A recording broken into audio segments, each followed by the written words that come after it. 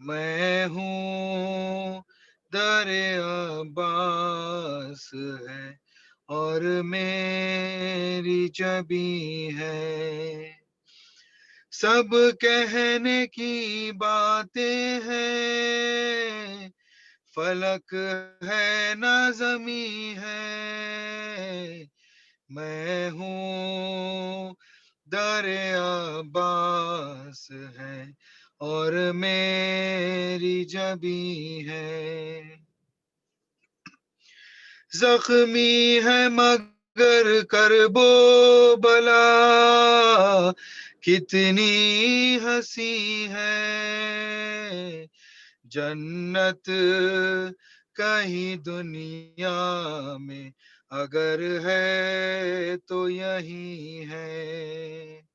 میں ہوں در عباس ہے اور میری جبی ہے. کب مشق چدی یاد ہے عباس کو لیکن، کب مشق چدی یاد ہے عباس کو لیکن، کب گٹ گئے شانے یہ انہیں یاد نہیں ہے. میں ہوں در عباس ہے اور میری جبی ہے. کیوں مدحت عباس میں لکنات ہے زباں کو، کیوں مدحت عباس میں لکنات ہے زباں کو. دیکھو کہیں محفل میں سکینہ تو نہیں ہے. دیکھو کہیں محفل میں سکینہ تو نہیں ہے. میں ہوں در عباس ہے اور میری جبی ہے. سب کہنے کی باتیں ہیں، فلک ہے نہ زمیں ہے.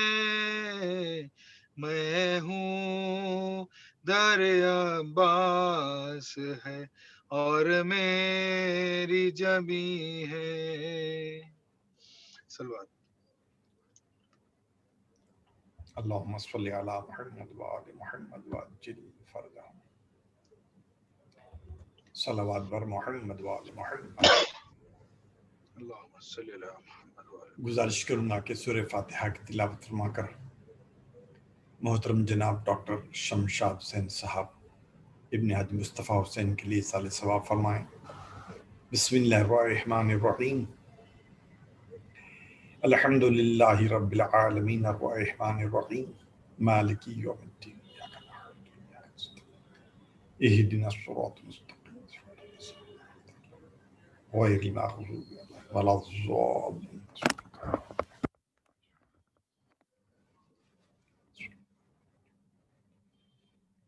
لا حول ولا قوة الا باللہ العلی العظیم. بسم اللہ الرحمن الرحیم. الحمد للہ رب العالمین. الصلاة والسلام علی سید الانبیاء والمرسلین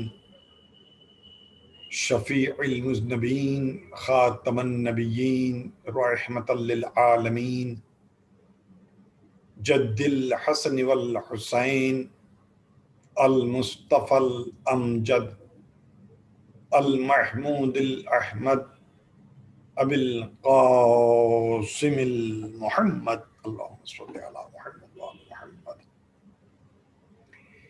الصلاة والسلام علی وآلہ الطیبین الطاہرین المعصومین المظلومین ولعنۃ اللہ علی اعدائہم اجمعین من یومنا ھذا الی یوم الدین. أما بعد فقد قال الله سبحانه تبارك وتعالى في الكتاب المجيد والفرقان الحميد وقوله الحق بسم الله الرحمن الرحيم ولا تحسبن الذين قتلوا في سبيل الله أمواتا بل احیاء عند ربهم یرزقون صلوات بر محمد و آل محمد۔ عزیزان محترم، مجلس ایصال ثواب بعنوان مجلس چہلم برائے محترم جناب ڈاکٹر شمشاد حسین صاحب کے لیے ہے۔ یہ ایک روایت ہے ہمارے پاس کہ جب کوئی اس دنیا سے گزر جاتا ہے تو دوست احباب، رشتہ دار، اہل خانہ مجلس زیارت، مجلس چہلم، اور پھر اگر موقع ملے، توفیق ہو تو سال بسال لوگ بعنوان برسی مجلس کرتے ہیں۔ یہ ساری چیزیں ذریعہ بنتی ہیں مرحوم کے لیے ایصال ثواب کا۔ خصوصیت کے ساتھ اگر مرحوم ڈاکٹر شمشاد حسین جیسی شخصیت ہو جن سے مجھے شاید کم از کم 20-22 سال کا سابقہ رہا ہے، ان کا پروفیشن خود ایک خدمت خلق رہا،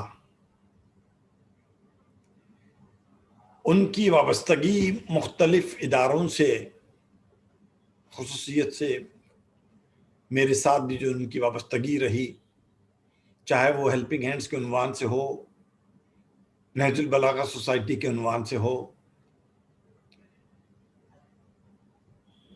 میں ایسی شخصیت، ایسے انسان کی ایصال ثواب کی مجلس کو جب مخاطب کرنے کا موقع ملتا ہے تو میری کوشش ہوتی ہے، دوسروں کے لیے نہیں بلکہ اپنے آپ کے لیے، کہ آخر اس مجلس ایصال ثواب کا عنوان فقط یہ ہے کہ اس کے ذریعے مرنے والے کو، انتقال کرنے والے کو ثواب پہنچے۔ یہ ہم جیسے لوگ جب بیٹھے ہیں ان کی مجلس ایصال ثواب کو مخاطب کرنے کے لیے، تو آیا یہ ہمارے لیے بھی کوئی درس رکھتا ہے یا روایت ہے کہ چونکہ مجلس پڑھنے کا موقع ملا لہٰذا مجلس پڑھنا ہے؟ عزیزان گرامی، یہ ساری چیزیں ہمارے واسطے دین کا ایک حصہ ہیں، اور خصوصاً نوجوان عام طور پر ہم سے سوال کرتے ہیں کہ دین پر چلنے سے، دین کو فالو کرنے سے آخر مجھے ملتا کیا ہے؟ بہت حد تک دنیا میٹریلسٹک ہو چکی ہے، کسی بھی انسان سے آپ کچھ بھی کام کرائیے، اس کا پروفیشن کا ہو، اس کے پروفیشن سے باہر کا ہو، اس کی قابلیت کے باہر کا ہو، موجودہ زمانے میں کوئی بھی انسان کوئی بھی کام کرنے کے لیے تیار ہو جاتا ہے، مگر سوال ضرور رکھتا ہے کہ اس کے بدلے میں مجھے کیا ملنے والا ہے۔ بالکل اسی طریقے سے نوجوان سوال کرتا ہے کہ اگر ہم مذہب پر چلتے ہیں، شریعت پر چلتے ہیں، دین پر چلتے ہیں، تو اس راستے پر چلنے سے مجھے کیا ملنے والا ہے یا مجھے کیا ملا ابھی تک؟ ہمارے آس پاس قرب جوار میں، جان پہچان میں ہم نے بہت سے انسانوں کو دیکھا جن کے لیے کہا جاتا ہے کہ یہ مذہبی شخصیتیں ہیں،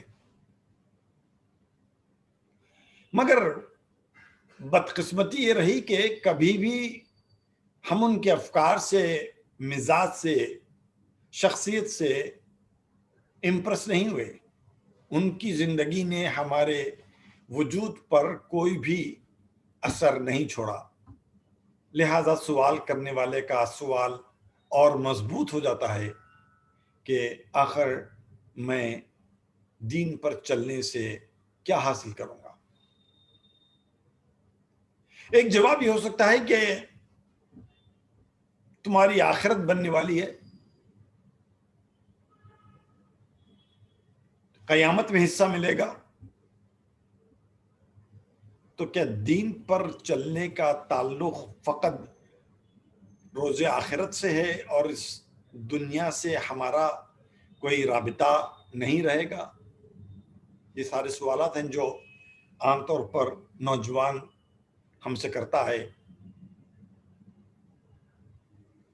جب کبھی کسی چیز میں ہم کوئی انویسٹمنٹ کرتے ہیں، چاہے وہ پیسے کا انویسٹمنٹ ہو، ٹائم کا انویسٹمنٹ ہو، ایفرٹ ہمارے ڈالے جاتے ہیں، تو آدمی وہاں اپنا انویسٹمنٹ شروع کرنے سے پہلے یہ طے کر لیتا ہے کہ اس کا آؤٹ پٹ کیا ہونے والا ہے، اور اس آؤٹ پٹ کے پیش نظر وہ اپنا وقت، اپنی دولت، اپنی صلاحیتیں اس میں صرف کرتا ہے۔ ہماری اور آپ کی زندگی میں بہت سی چھوٹی بڑی مثالیں ملتی ہیں۔ ہم اپنے بچے کو 3 سال 4 سال کے بچے کو کسی اسکول میں ایڈمیشن دلانے جاتے ہیں تو ذہن پہلے یہ بنتا ہے کہ یہ وہ اسکول ہے جہاں پر ہم ہمارے بچے کو 10 سال کے لیے یا 12 سال کے لیے چھوڑنے والے ہیں۔ حالانکہ اس بچے کی عمر 3 سال 4 سال 5 سال ہوتی ہے، اس کے باوجود ہم اپنی ذات کے اندر جتنی ممکن تحقیق ہوتی ہے، ریسرچ ہوتی ہے، سب کچھ کر لیتے ہیں کہ اسکول سے پہلے پڑھنے والے کون تھے، پڑھانے والے کون ہیں، مینجمنٹ میں کون ہیں، اور دوسرے بچے جو پڑھتے ہیں ان کا تعلق کس طریقے کے خاندانوں سے ہے، کن محلوں سے بچے آتے ہیں۔ یہ ساری چیزیں ہمارے ذہن میں اس لیے آتی ہیں کہ ہم سمجھتے ہیں کہ ان میں سے ہر چیز کا کچھ نہ کچھ اثر ہمارے بچے پر پڑنے والا ہے، اور چونکہ ہم ایک فیصلہ کر رہے ہیں کہ 10 سال کی مدت کے لیے، 12 سال کی مدت کے لیے ہمارے بچے کو ہم یہاں چھوڑنے والے ہیں، لہٰذا ہم سوچتے ہیں کہ آج سے 10 سال کے بعد، 12 سال کے بعد ہمارا بچہ کس شکل میں اس اسکول سے ہم کو واپس ملنے والا ہے۔ کبھی ہمارے بچے تھوڑی سی عمر زیادہ ہونے پر وہ اپنی پڑھائی کی سٹریم چوز کرتے ہیں، ان کے لیے بہت اہم ہو جاتا ہے کہ وہ کون سی اسٹریم پر آگے بڑھنا چاہتے ہیں۔ اسٹریم طے ہو جائے تو فیصلے ہوتے ہیں کہ کون سی یونیورسٹی میں جائیں گے، کس طریقے کے کالج میں ان کا ایڈمیشن ہوگا۔ 2500 لوگوں سے ہم ڈسکس کر لیتے ہیں، پھر بھی کنونس نہیں ہو پاتے، حالانکہ وہ کورس 3 سال 4 سال 5 سال سے بڑھ کے نہیں ہوتا ہے۔ لیکن یقین ہوتا ہے کہ یہ جو 3 سال 4 سال 5 سال ہوتے ہیں، یہ ہماری زندگی کے اس لیے اہم ہیں کہ اسی کے بیسس کے اوپر پھر ہمارا مستقبل بننے والا ہے۔ 10 سال کے لیے ہم لوگ تحقیق کر لیتے ہیں، 3 سال 4 سال 5 سال کے پروگرام کے لیے ہم تحقیق کر لیتے ہیں۔ جس دین پر ہم کو چلنا ہے، کیا اس کے متعلق انسان کوشش نہیں کرتا کہ خدا نخواستہ کہیں ایسا نہ ہو کہ 10 سال 20 سال 50 سال چلنے کے بعد مجھے پتہ چلے کہ جس راستے پر میں چل رہا تھا وہ دین کا راستہ تھا ہی نہیں، دین کا راستہ کچھ اور تھا، اور میں نے اپنا وقت، اپنی محنت، اپنے ایفرٹس کسی اور سڑک پر چلتے ہوئے لگا دیے۔ کبھی کبھی ایسا ہوتا ہے کہ انسان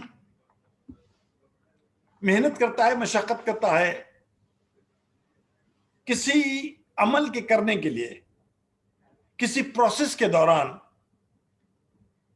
اسے محسوس ہوتا ہے کہ سب کچھ ہے مگر مجھے جو اس کا نتیجہ ملنا چاہیے تھا وہ نہیں ہے۔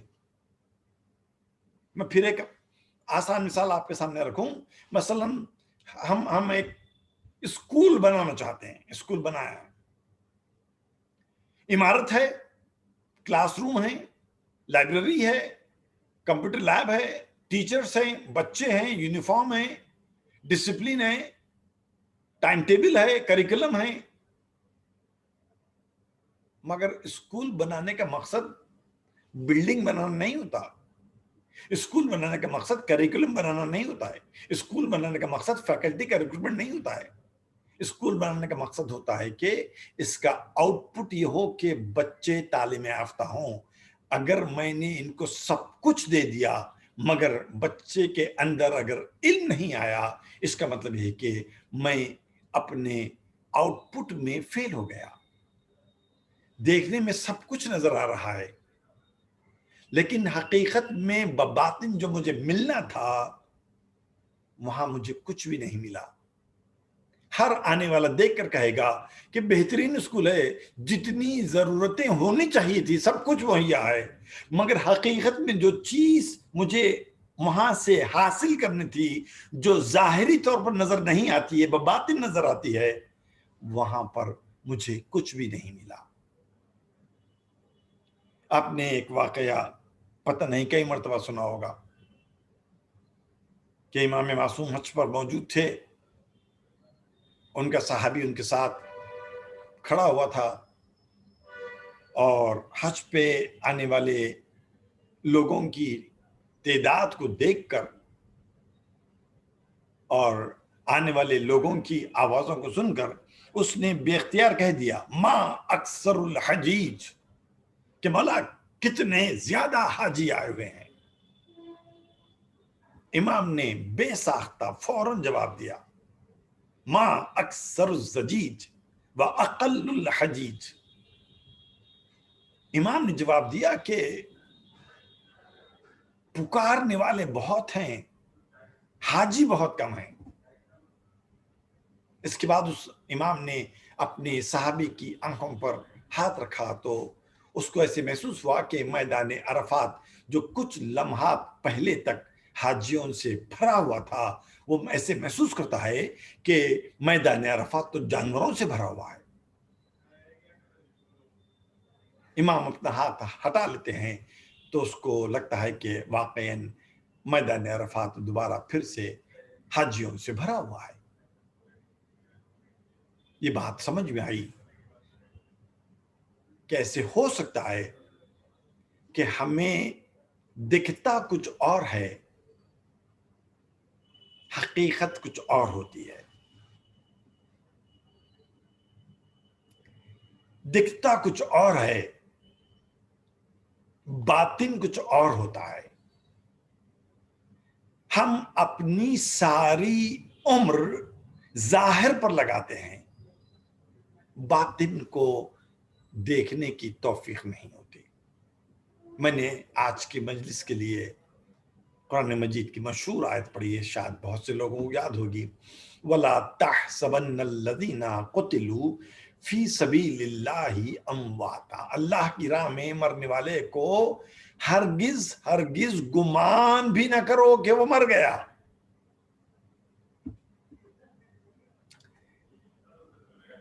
مگر ہم تو دیکھ رہے ہیں کہ سامنے والا مر گیا. جس شخص کو ہم اپنی آنکھوں سے دیکھ رہے ہیں کہ وہ مر چکا ہے، قرآن کہہ رہا ہے کہ گمان بھی نہ کرو کہ وہ مر گیا. سوچ کر بتائیے آپ کی ہماری دنیا میں ہم موت کس کو کہتے ہیں اور زندگی کس کو کہتے ہیں؟ نہ صرف یہ کہ قرآن کہہ رہا ہے کہ بل احیا، بلکہ وہ زندہ ہے. اور ایک سونے پر سہاگا، پہلے اس نے کہا کہ گمان بھی نہ کرو کہ وہ مر گیا، حالانکہ مر چکا ہے. پھر فرماتا ہے قرآن کے بل احیا، بلکہ وہ زندہ ہے. اس کے بعد اس نے اور ایک چابک مارا وَعِنْدَ رَبِّهِمْ يُرْزَقُونَ، بلکہ اپنے رب کے پاس سے وہ رزق پاتا ہے. رزق کا پانا زندگی کی دلیل ہے. جو انسان کھاتا پیتا ہے وہ ایسے انسان کو آپ مردہ نہیں کہتے. چلیے قرآن مجید کی اس آیت کو تھوڑی دیر کے لیے میں قرآن ہی میں رکھتا ہوں. آپ اور میں سوال کرتے ہیں آیا یہ مرنے والا واقعاً مرا ہے یا نہیں مرا ہے؟ اسے موت آئی ہے کہ نہیں آئی ہے؟ آپ کو کہنا پڑے گا. ہم تو دیکھ رہے ہیں کہ مر چکا ہے. جب ہم دیکھ رہے ہیں کہ مر چکا ہے تو نعوذ باللہ کیا قرآن ہم سے مذاق کر رہا ہے؟ یا قرآن ہم سے سمبولک لینگویج میں بات کر رہا ہے کہ دیکھو اللہ کی راہ میں مرنے والے کو مردہ نہ سمجھو، بلکہ وہ ایسا ہے جیسے کہ زندہ لوگ رہتے ہیں؟ کیسے مطلب یہ ہے؟ میں اپنی بات کو اور مزید آسان کرنے کے لیے آپ کے سامنے ایک اور آیت پڑھتا ہوں جو بہت عام ہے. وہ بھی ارشاد فرماتا ہے وَلَا يَغْتَبْ بَعْضُكُمْ بَعْضًا، ہرگز غیبت نہ کرو، کسی کے پیچھے کوئی بری بات نہ کرو. کیوں نہ کرو؟ أَيُحِبُّ أَحَدُكُمْ أَن يَأْكُلَ لَحْمَ أَخِيهِ مَيْتًا، کیا تم اس بات کو پسند کرو گے کہ تم اپنے زندہ بھائی، مرے ہوئے بھائی کا اس کے جسم سے گوشت کھا رہے ہو؟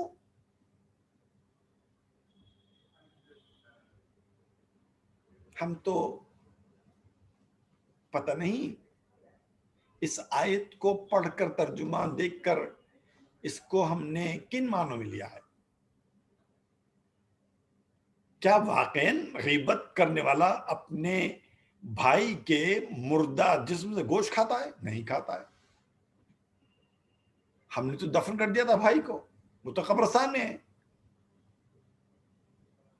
قرآن کہہ رہا ہے کہ غیبت مت کرو. کیا تم کو پسند ہے کہ تم اپنے بھائی کے مردہ جسم سے گوشت کھاتے ہو؟ ہم نے تو نہیں کھایا، کبھی ہم نے دیکھا بھی نہیں. تو قرآن جس لینگویج میں، جس سٹائل میں ہم سے گفتگو کر رہا ہے، کیا یہ واقعاً سیریس گفتگو ہے؟ ظاہر میں ہم دیکھ رہے ہیں کہ ہم نے کوئی گوشت نہیں کھایا. ظاہر میں ہم دیکھ رہے ہیں کہ جس انسان کو گزرنا تھا، انتقال کرنا تھا، وہ مر گیا. مگر پہلی منزل پر ہم نے آپ کو آیت سنائی کہ قرآن کہہ رہا ہے کہ مردہ مت کا وہ زندہ ہے، جبکہ ہم آنکھوں سے دیکھ رہے ہیں کہ وہ مر چکا ہے. ہم دیکھ رہے ہیں کہ ہم نے غیبت کی بہت کی، مگر آج تک کبھی ایسے نہیں ہوا کہ ہم نے کسی مردہ بھائی کے جسم سے اس کا گوشت نکال کر کھایا ہو. تو قرآن اپنے اس بیان سے کیا پبلک کے اندر صرف غیبت کرنے کی، نفرت پیدا کرنے کی وجہ سے اس نے یہ مثال دی تاکہ تمہارے اندر اتنی کراہیت پیدا ہو جائے کہ واقعاً تم غیبت سے رک جاؤ، یا واقعاً غیبت کرنے والا اپنے بھائی کا مردے جسم سے گوشت کھاتا ہے؟ میرے سامنے ایک گلاس میں پانی رکھا ہے. میں نے کہا یہ پانی میرے لیے سونا ہے. دیکھنے والے دیکھ رہے ہیں کہ پانی نہیں، یہ سونا نہیں ہے بلکہ پانی ہی ہے. میں کہہ رہا ہوں کہ سونا ہے. سننے والوں کو میرے اوپر بھروسہ ہے، they believe me. تو انہوں نے اس کا انٹرپریٹیشن ایسے کیا کہ ہے تو حقیقت میں پانی، مگر جب شوکت صاحب نے کہہ دیا کہ یہ سونا ہے تو وہ یہ بتانا چاہتے ہیں کہ اس پانی کی قیمت ان کے واسطے اس وقت سونا جیسی ہے. دیٹ مینس سمبولیکلی ہم کو سمجھانے کے لیے بات کہی گئی، حقیقت میں پانی پانی ہی ہے، سونا نہیں ہے. پھر پلٹ کے سوال کر رہا ہوں کہ قرآن بھی ہم کو صرف غیبت کرنے کی، نفرت پیدا کرنے کے لیے سمبولیکلی اس نے ہم کو ایسی مثال دی، یا یہ حقیقت ہے کہ غیبت کرنے والا اپنے بھائی کے مردہ جسم کا گوشت کھاتا ہے؟ میں نے جب اس واقعے کو پڑھا، سنا، میں خود تعجب میں آ گیا. کسی شخص نے پیغمبر اسلام کی زندگی میں ایک گناہ کیا تھا، اس کی سزا تھی سنگسار کرنا، اسٹوننگ. اور آپ کو معلوم ہے جب آدمی جب کبھی ایسے کوئی سزا دی جاتی ہے سعودی عرب میں تو لوگ بھیڑ جمع ہوتی ہے. پیغمبر اسلام کے زمانے میں بھیڑ جمع ہوتی تھی، خاص طور پر روز جمعہ، نماز جمعہ کے بعد جہاں لوگ جمع ہوتے تھے. انٹینشن ہوا کرتا تھا کہ لوگوں کو عبرت ہو تاکہ دوسرا انسان ایسا کوئی گناہ نہ کرے. بھیڑ جمع ہوتی تھی. ایک شخص تھا، اس نے گناہ کیا، پیغمبر نے حکم دیا اس کو संसार कर दिया जाए, लोगों ने पत्थर मारे, वो मर गया। जब वो मर गया, लोग वापस हो रहे थे, तो चलते चलते एक ने दूसरे से कहा, देखा तुमने, कुत्ते की मौत मारा गया। पैगंबर ने कहा कि रुक जाओ, उसने गुनाह किया था, उसको सजा मिल चुकी, उसकी स्लेट तो साफ हो चुकी, मगर तुमने गीबत करके उसके मरने के बाद अपने भाई के मुर्दा जिस्म से गोश्त खाया है। अकेला नहीं था, उसके साथ और लोग भी थे। तो लोगों ने फौरन सवाल किया, अल्लाह के रसूल, क्या वाकईन इसने गोश्त खाया है? क्योंकि हमने तो देखा नहीं है। अल्लाह के रसूल ने कहा कि अगर इसे अभी कै कराई जाए, यकीनन इसके मुंह से गोश्त के टुकड़े निकलेंगे। उस शख्स को कै कराई गई और लोगों ने देखा कि उसके मुंह से यकीनी तौर के ऊपर गोश्त के टुकड़े निकले। इसका मतलब यह है, कुरान हमको सिंबॉलिकली, मेटाफर की लैंग्वेज में नहीं समझा रहा है कि इसकी मिसाल ऐसी नहीं।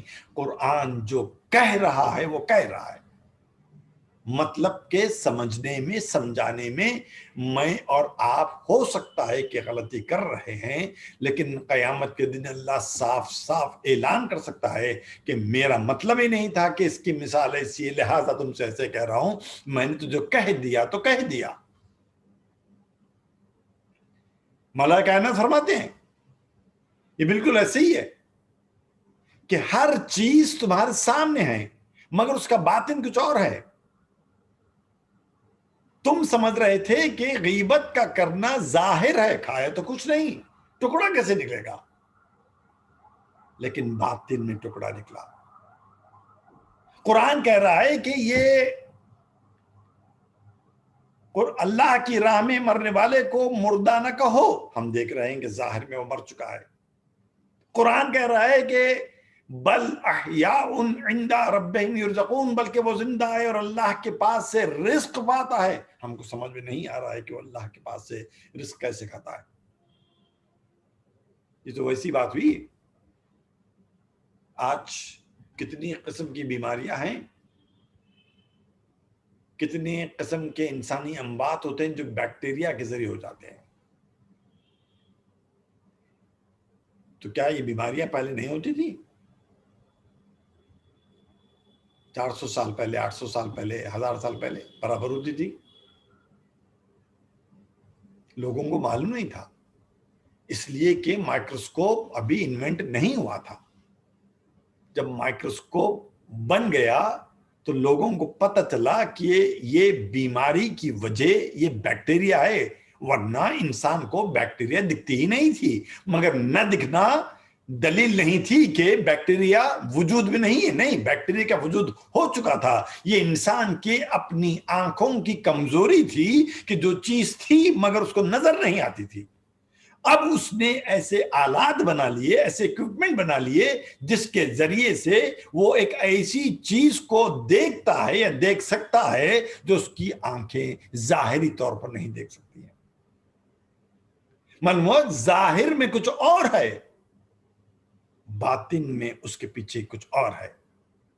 जो चीज नजर आ रही है वो कुछ और है, जो चीज नजर नहीं आ रही है वो कुछ और है। मौला का फरमान है, लोग सो रहे हैं, जब मरेंगे तो जागेंगे। काफी मशहूर जुमला है मौला कायनात का। लोग सो रहे हैं, मौत आएगी तो जागेंगे। पहले एक लम्हा रुक कर डिसाइड कर लीजिए, ये जो मौला फरमा रहे हैं लोग सो रहे हैं, इसमें आप और मैं शामिल हैं या नहीं है? किससे कहा था मौला ने? मुर्दों से कहा था? वो तो जिंदों से कह रहे थे। जो उनकी बात को सुन रहे थे उन्हीं से कह रहे थे। जो मस्जिद में बैठे थे उन्हीं से मुखातिब थे। अली कह रहे हैं कि लोग सो रहे हैं, या अली मैं तो जाग रहा हूं। वो कह रहे हैं कि जब मौत आएगी तो जागेंगे। मैं समझ रहा हूं कि मौत आए तो मैं परमानेंट सो जाने वाला हूं। फिर वही सवाल बाकी है मेरे पास। अली ने सवाल, ये जुमला सिंबॉलिकली कहा?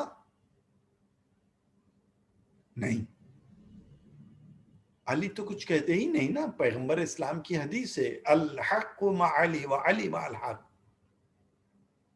علی کوئی غلط جملہ تو کہہ ہی نہیں سکتے. جب کہہ دیا کہ لوگ سو رہے ہیں، یا علی میں تو جاگ رہا ہوں. ظاہر میں تم جاگ رہے ہو، جو تمہارا جسم ہے، حقیقت میں تمہاری روح سو رہی ہے. جب موت آئے گی تو روح کو کچھ نظر آئے گا جو اب نظر نہیں آ رہا ہے، چونکہ ہماری نظروں میں وہ طاقت نہیں ہے کہ دیکھ سکے. قرآن مجید کی سورہ قیامہ کی آیت ہے وَالْتَفَّتِ السَّاقُ بِالسَّاقِ، موت کی تکلیف سے پنڈلی چمٹ جائے گی.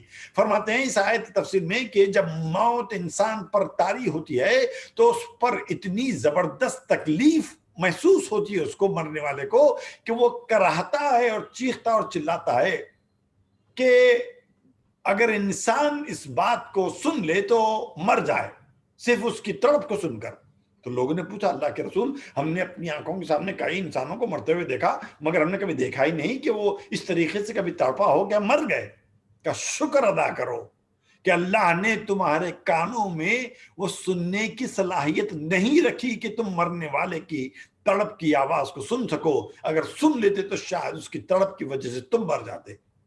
اور پھر مثال دی گئی کہ کبھی کبھی غور کرو، کسی پرندے کو، مرغیوں کو خصوصیت کے ساتھ، کبوتر کو خصوصیت کے ساتھ، وہ دانا چکتے چکتے ایک دم سے ایک لمحے کے لیے خاموش ہو کر کسی ایک پرٹیکولر ڈائریکشن میں دیکھنا شروع کرتے ہیں. کہتے ہیں کہ جانوروں میں ابھی وہ صلاحیتیں ہیں، مگر اللہ نے وہ طاقت انسانوں کے کانوں سے سلب کر لی تاکہ تم زندہ رہو. عزیزان گرامی، سونا اور جاگنا، مثال کتنی زبردست دی مولا نے. فرماتے ہیں کہ انسان سو رہا ہے حالانکہ میں جاگ رہا ہوں. مرے گا تو جاگے گا. کیا مطلب ہوا؟ جو انسان زندہ ہوتا ہے وہی عمل کرتا ہے، مردہ انسان عمل کرنے سے قاصر ہو جاتا ہے. اگر کوئی انسان اپنے آپ کو زندہ سمجھ رہا ہے لیکن اس کے وجود میں، اس کی زندگی میں، اس کی شخصیت میں عمل نہیں ہے، عمل کا نہ کرنا مردہ ہونے کی دلیل ہے. لیکن جب اس کو موت آ جاتی ہے تو علی کہہ رہے ہیں کہ وہ اپنی زندگی کو دیکھے گا کہ میں نے کیا کر کے آیا اور کیا کر سکتا ہوں. چنانچہ وہ تڑپ کر کہے گا اے اللہ مجھے ایک دن کی مہلت دے دے، ایک سال کی مہلت دے دے، ایک مہینے کی مہلت دے دے، ایک دن کی مہلت دے دے، ایک لمحے کی مہلت دے دے، تاکہ میں دنیا میں جاؤں اور پھر سے عمل کر کے تیرے پاس واپس آؤں. جواب آیا کلا، ہرگز نہیں، ہرگز نہیں. آج تم ایک دن کی مہلت مانگ رہے ہو، ایک مہینے کی مہلت مانگ رہے ہو، ایک سال کی مہلت مانگ رہے ہو. تم سوچ کر بتاؤ ہم نے تم کو کتنے سال کی زندگی دی تھی. ان سالوں کو اگر تم گھنٹوں میں کنورٹ کر دو تو کتنے 100 سال تم کو ملے تھے. اتنے 100 سال بھی تم نے دیکھا ہی نہیں کہ تم کو کرنا کیا ہے، کہ تم کس راستے پر چل رہے ہو، جو عمل کر رہے ہو اس کا آؤٹ پٹ تم کو کیا ملنے والا ہے. آج جب تم میدان محشر میں پہنچ چکے ہو تو تم اللہ سے گزارش کر رہے ہیں کہ اللہ مجھے ایک گھنٹے کی مہلت دے دے، ایک ساعت کی مہلت. کلا، ہرگز نہیں، بالکل نہیں. بس عزیزان گرامی، ایک چھوٹا سا واقعہ اگین میرے ذہن پہ شمشاد بھائی کی زندگی کا پورا حصہ موجود ہے، جو میں نے ان کے ساتھ جتنا بھی وقت گزارا ہے. آپ نے دیکھا ہوگا اکثر کہ جب کبھی ہم مکان خریدنے جاتے ہیں، بلکہ ایون کرائے پر لینے جاتے ہیں، تو آپ آزو بازو والوں کو دیکھتے ہیں. آزو بازو میں رہتا کون ہے، کون سی دکانیں ہیں. اگر کسی اپارٹمنٹ بلڈنگ میں آپ فلیٹ لینے والے ہوتے ہیں، چاہے خریدنے کا مقصد ہو یا کرائے پر جانے کا مقصد ہو، تو آپ اوپر نیچے ایک راؤنڈ مار کر دیکھتے ہیں کہ اور دوسرے لوگ جو رہتے ہیں اس میں کیسے لوگ ہوتے ہیں. آزو بازو جو دکانیں ہیں وہ دکانیں کیسی ہیں. ایسا نہ ہو کہ ہم ایسی دکان کے نیبرہڈ میں آ جائیں جہاں وہ چیز ہم برداشت نہیں کر سکتے. حالانکہ میرے نیبرہڈ پر میرا اختیار نہیں ہوتا ہے. میں نے دیکھا کہ میرے بازو تو مولانا کا گھر ہے، مگر معلوم ہوا کہ اگلے مہینے میں مولانا وہ گھر بیچ کر چلے گئے. کوئی ایسا فرد آ گیا اس گھر میں جس کی فریکوینسی میرے ساتھ میچ ہی نہیں ہوتی ہے. میں نے سمجھا تھا کہ یہ سڑک پر بہت اچھی دکانیں ہیں، بہت خوبصورت دکانیں ہیں، بہت اچھے لوگ آتے ہیں، مگر دیکھتے ہی دیکھتے ایک کے بعد ایک دکان بک گئی، مالک کا مکان مر گیا. اب وہاں پر ایسی دکانیں آ گئی جس کو میں برداشت نہیں کر سکتا. معلوم ہوا انسان اس دنیا میں جو رہتا ہے اس کے نیبرہڈ پر، اس کے پڑوسیوں پر اس کا کوئی کنٹرول نہیں ہوتا. لیکن برزخ میں آپ اپنا نیبرہڈ خود بناتے ہیں، and that is a permanent neighbourhood. برزخ کیا ہے؟ انسان کے مرنے کے بعد سے لے کر قیامت میں اٹھائے جانے کے وقت کو برزخ کہتے ہیں. حضرت آدم کے گزر جانے کے بعد سے لے کر آج کی تاریخ تک جتنے انسان گزرے ہیں یہ سب اس وقت عالم برزخ میں ہیں. اور پیغمبر کی حدیث ہے، جو انسان جس کو پسند کرتا ہے برزخ میں اسی کے نیبرہڈ میں ہوتا ہے.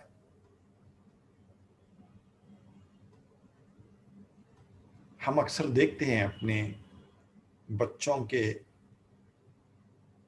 لیپ ٹاپس پر، ان کے کتابوں کے کور پر، ان کے کبرڈز کے وارڈروبس کے دروازوں پر کچھ خاص تصویریں ہوتی ہیں. پہلے بروسلی کی ہوا کرتی تھی، پھر ٹینس پلیئر اور کرکٹ پلیئرز کی تصویریں ہوا کرتی تھی، اب بالی ووڈ ہالی ووڈ کے ایکٹرز اور ایکٹریسز کی تصویریں ہوتی ہیں. انہیں پسند ہے. ظاہر میں ہم تصویر لگا رہے ہیں، بباطن پیغمبر کی حدیث ہے کہ تم جس کو پسند کرتے ہو، جس سے خوش ہوتے ہو، برزخ میں تمہارے نیبرہڈ میں وہی آنے والا ہے. کیا ہم نے اپنے بچوں کو بتایا ہے کہ بیٹا جس کی تصویر لگا کر تم خوش ہو رہے ہو اپنے لیپ ٹاپ اور موبائل اور وارڈروب کے دروازوں پر، کہ تم کو اسی کے نیبرہڈ میں رہنے کا ہے؟ ہماری دوستی ہو گئی کسی ایسے شخص سے جو بہت بہت ٹیڑھا تھا. لوگوں نے سمجھایا، کہہ رہے صاحب آپ تو ایسے آدمی ہیں، پھر آپ کی دوستی ایسے آدمی سے کیسے ہو سکتی ہے؟ وہ تو بہت برا ہے. ہم نے کہا بہت برا ہوگا سب کے لیے، ہمارے لیے تو بہت اچھا ہے. اور دوستی تو کبھی بھی کسی سے بھی ہو ہی جاتی ہے.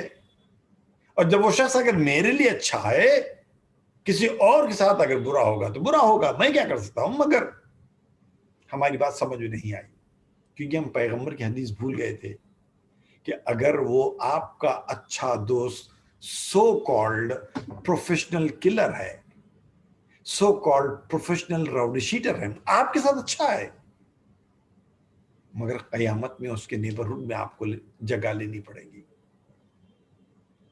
اگر اس نے گناہ کیا ہے اور اس کا پروفیشن ہی گناہ کرنا تھا، گناہ کی منیمم سزا تو جہنم کی آگ ہے. آپ کو اس کے نیبرہڈ میں رہنا اس لیے کہ آپ کو وہ بہت پسند تھا، تو اس جہنم کی آگ کی حرارت کو آپ کو محسوس کرنا پڑے گا.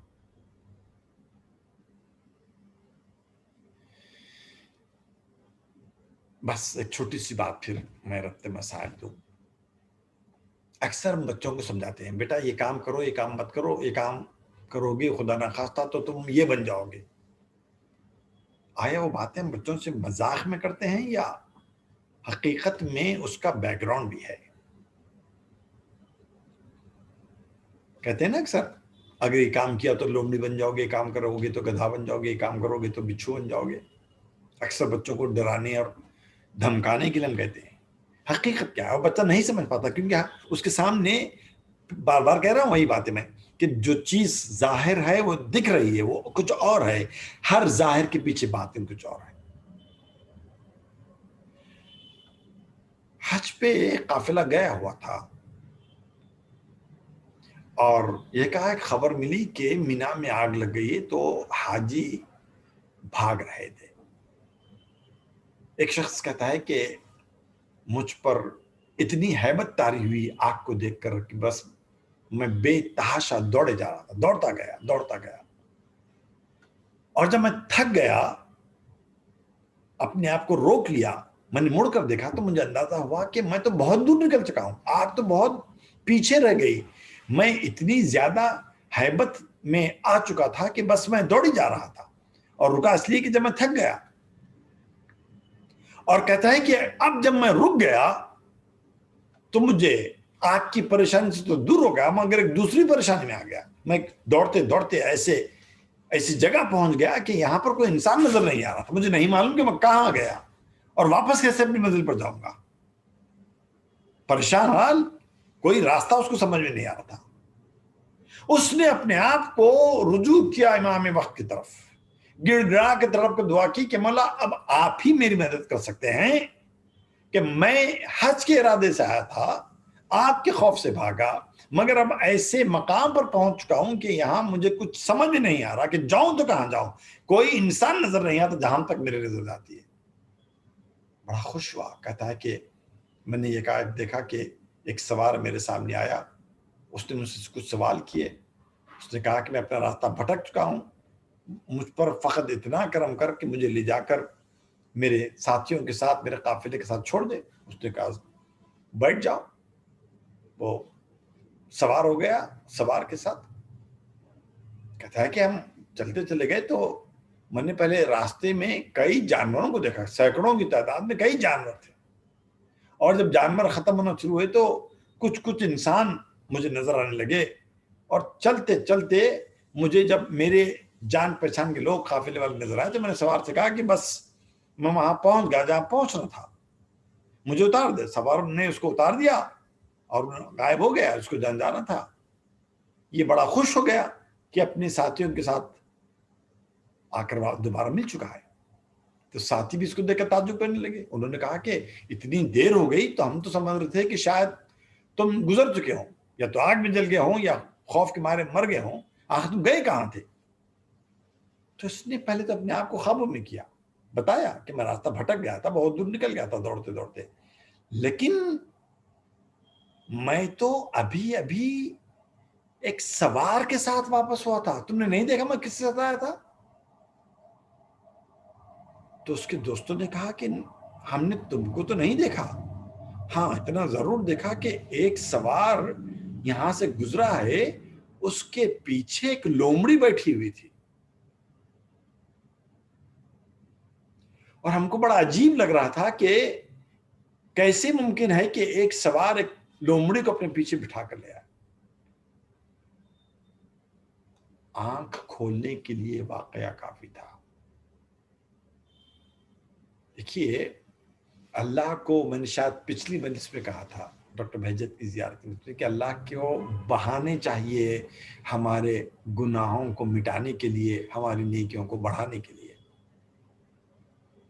اب سمجھ میں آئی بات کہ جو ہم بچوں سے شاید مزاحن کہتے ہیں وہ مزاح نہیں ہے، حقیقت ہے کہ بیٹا تم اگر یہ کام کرو گے تو یہ بنو گے، یہ کام کرو گے تو یہ بنو گے۔ ہم صرف بچوں کو ظاہر میں بتاتے ہیں، محنت کرو گے تو ڈاکٹر بنو گے، محنت کرو گے تو انجینئر بنو گے، محنت کرو گے اپنا گھر بناؤ گے، گاڑی ملے گی۔ ہم فقط ظاہر پر گفتگو کرتے ہیں، باطن ان کو نہیں سمجھایا جاتا کہ بیٹا اگر تم جھوٹ بولتے ہو تو تم کو اس جانور کی شکل میں اٹھنا پڑے گا، تم اگر غیبت کرتے ہو تو تمہارے حصے میں یہ برائی آ سکتی ہے، تم اگر چوری کرتے ہو تو تم کو یہ بننا پڑے گا، تم اگر کسی کو قتل کرتے ہو تو تم کو یہ غذا ملنے والی ہے۔ ہم سمجھتے ہیں غذا جو ہم کھاتے ہیں وہ شاید روٹی، کھانا، چاول، کوئی اور چیز کھا رہے ہیں، مگر وہ حقیقت میں کھانا نہیں ہوتا۔ قرآن مسلسل بتا چکا ہے کہ تمہاری غذا ایسے جرم کرنے کے بعد پیپ ہوگا خون ہوگا.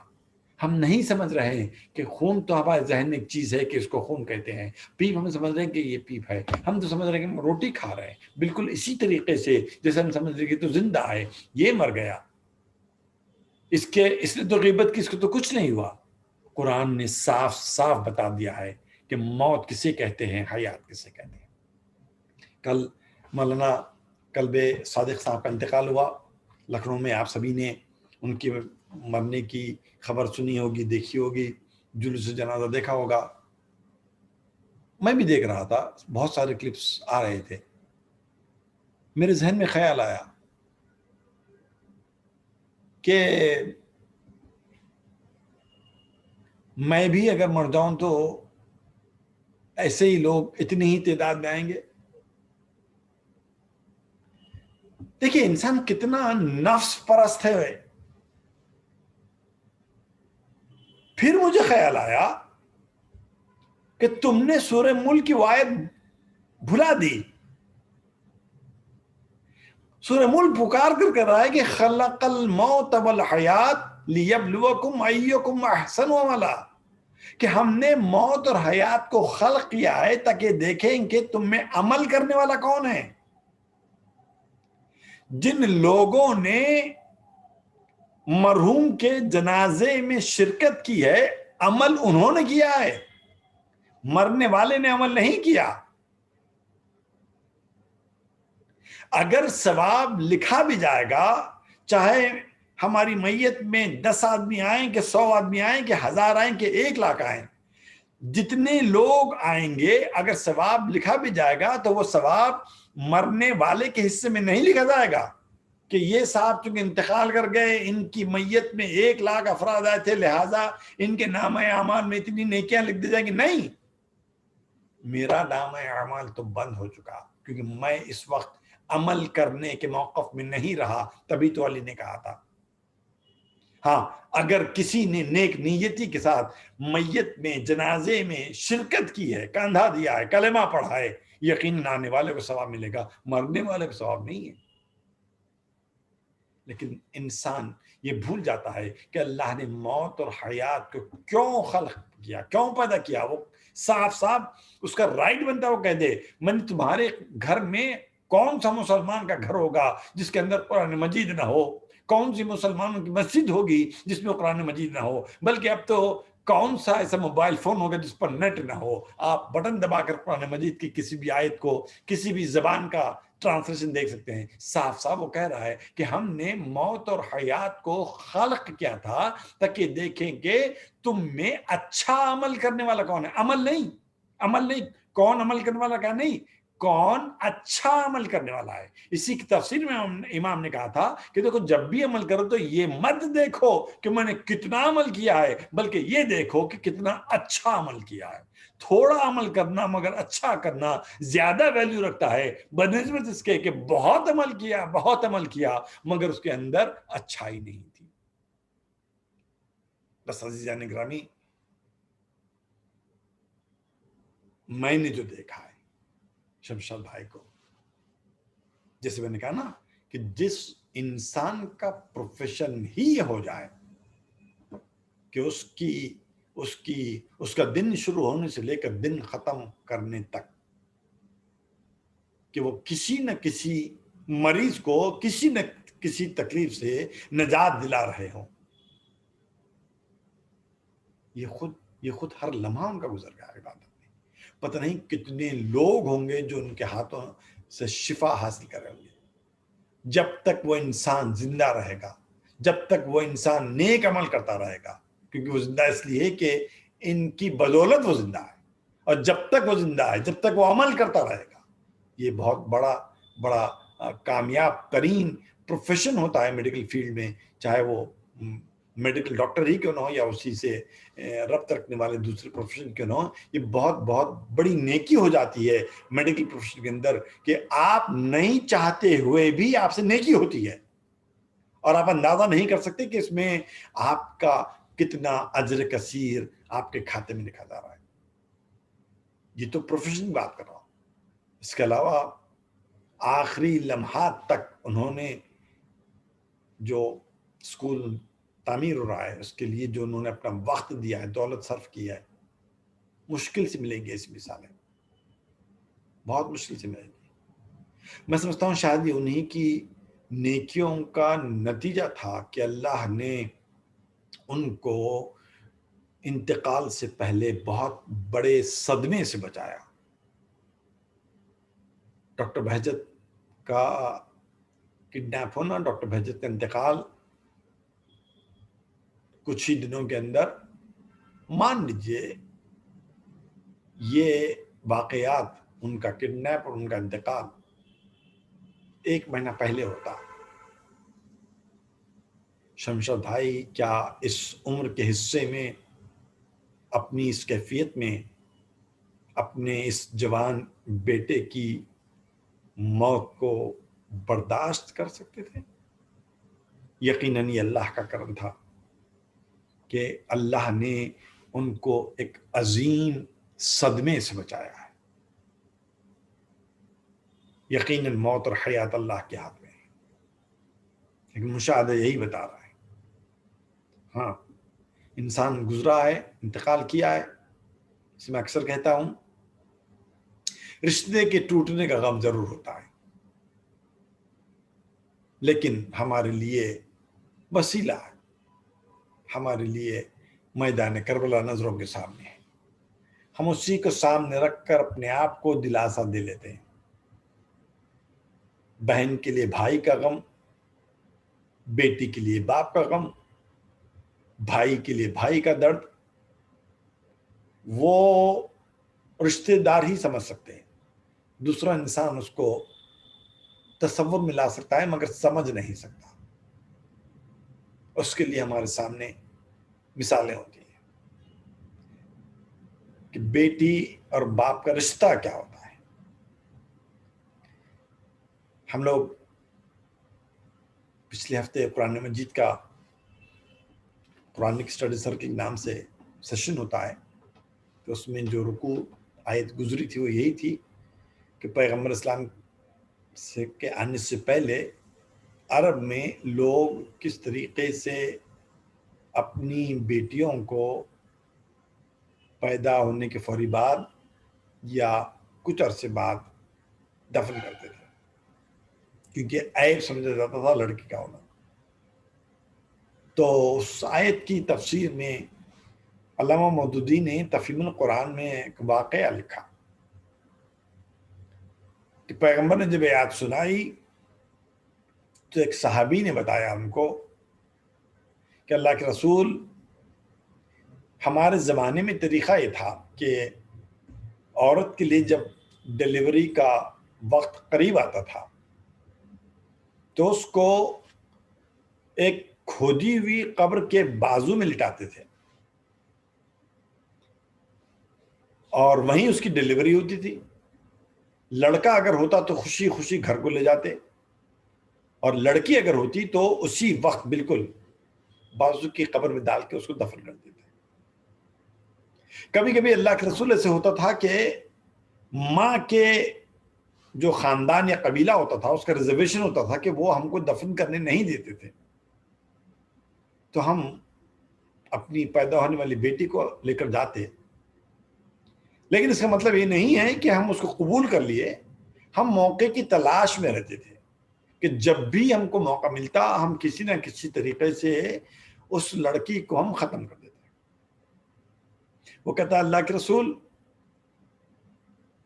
مجھے بیٹی پیدا ہوئی تھی مگر میری بیوی کے رشتہ داروں نے مجھے دفن کرنے نہیں دیا، میں نے خاموشی اختیار کی اور وہ لڑکی بڑی ہوتی گئی، 4 سال کی ہو گئی۔ اس 4 سال کے عرصے میں اس کے اندر میرے لیے بے تحاشا محبت پیدا ہو گئی۔ کہتا ہے کہ میں گھر سے نکل نہیں سکتا تھا جب تک کہ وہ میرے سے بات نہیں کرتی۔ میں گھر میں آتا تو سب سے پہلے وہ مجھے آ کر ملتی اور اپنے اوپر گزرنے والی ساری باتیں مجھے سناتی۔ میں جب باہر جانا چاہتا میرے ساتھ چلنا چاہتی۔ بہرحال اتنی اس نے اس محبت کو واضح کیا کہ جیسے وہ رشتہ کبھی ٹوٹ ہی نہیں سکتا۔ میں نے اس کو ایک دن کہا کہ چلو ہم باہر چلتے ہیں، اور وہ میرے ساتھ چلنے لگی۔ چلتے چلتے میں نے اپنے پلان کے مطابق جب ایک بہت بڑے کنویں کے قریب سے گزر رہا تھا، میں نے اس کو آہستہ سے دھکا دیا اور وہ کنویں میں گر گئی۔ کہتا ہے کہ جو آخری لفظ اس نے پکارا اور میں نے سنا وہ یہی تھا کہ وہ مجھے پکار رہی تھی، بابا مجھے بچا لو بول کر، یہ نہ جانتے ہوئے کہ اس کے باپ ہی نے اس کو کنویں میں ڈھکیلا ہے۔ اس کی بات کو سن کر پیغمبر رونے لگے، لوگوں نے اس کو برا کہنا شروع کیا کہ تو نے ایسی حرکت کی ہے، پیغمبر کو رلایا ہے۔ پیغمبر نے کہا کہ نہیں، یہ اس نے اسلام لانے سے پہلے کیا تھا، وہ مسلمان ہو چکا ہے اور نادم ہے اپنے اس فعل پر۔ مگر پیغمبر سے کہا کہ تو پھر اسی واقعے کو دہرا۔ اس شخص نے اس واقعے کو دوبارہ پھر سنانا شروع کیا، پیغمبر پھر رونے لگے۔ جب واقعہ ختم ہو گیا تو پیغمبر نے کہا کہ پھر بیان کر۔ اس نے پھر بیان کرنا شروع کیا۔ پیغمبر اتنا روئے کہ رش مبارک، یہ میں نہیں کہہ رہا ہوں، یہ علامہ مودودی پورا تفصیل سے واقعہ لکھے، کہتے ہیں کہ پیغمبر اسلام اتنا روئے کہ ان کی رش مبارک پوری آنسوں سے تر ہو گئی۔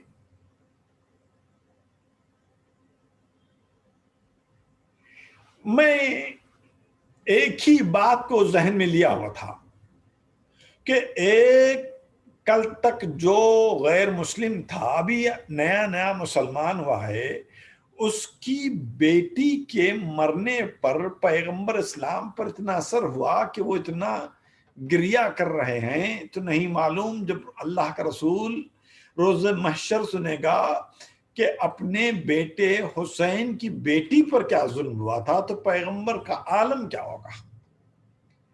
آج وہی واقعہ ہمارے لیے تسکین کا باعث بنتا ہے۔ میں مرحوم کی بیٹی سے مخاطب ہو کر کہوں گا کہ یقیناً بیٹی اور باپ کے رشتے کے ٹوٹنے کا بہت بڑا المیہ ہے، بہت بڑا غم ہوتا ہے، لیکن سوچئے کہ پھر بھی اتنے سارے لوگوں نے تشفی اور تسلی کے کلمات آپ سے کہے، لیکن وہ بھی ایک بیٹی تھی جس کے باپ کے مرنے کی جب خبر اس کو ملی تو سب سے پہلا سوال اس بیٹی نے یہ کیا تھا، اتنا بتا دو میرا باپ مارا تو گیا ہے، شہید تو ہو گیا ہے، مگر اتنا بتا دو کیا میرے بابا کو مرنے سے پہلے پانی ملا کہ نہیں ملا۔